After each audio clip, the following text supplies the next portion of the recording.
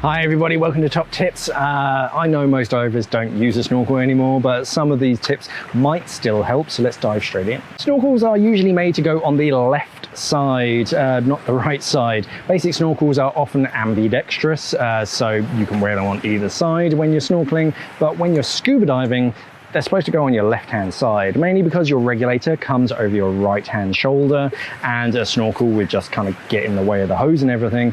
But a lot of snorkel mouthpieces are actually angled a little bit to be worn on the left-hand side. So if you put it on your right-hand side, it's going to be upside down. There are a few different methods for clearing your snorkel when duck diving.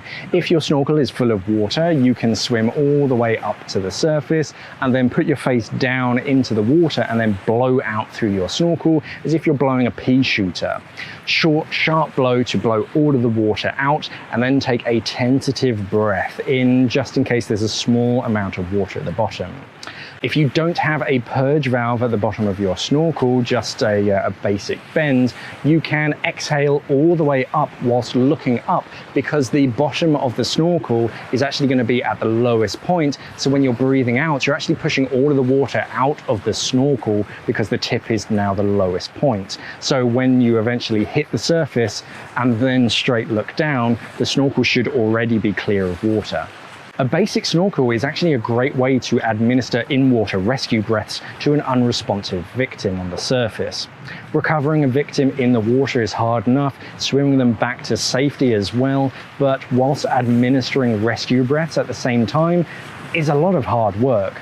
A traditional snorkel in their mouth and then held with one hand can actually control and tow the victim, then the other hand can control the airway.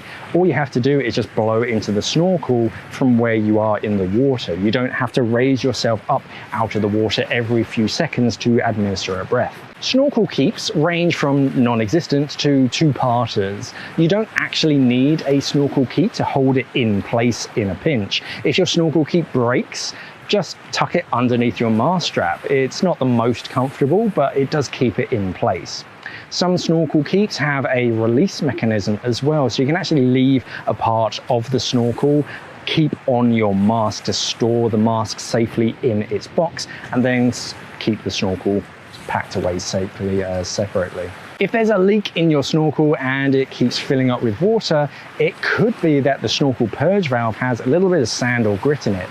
Too many divers complain about leaking snorkels, and all it needs is just some warm water flushed through it.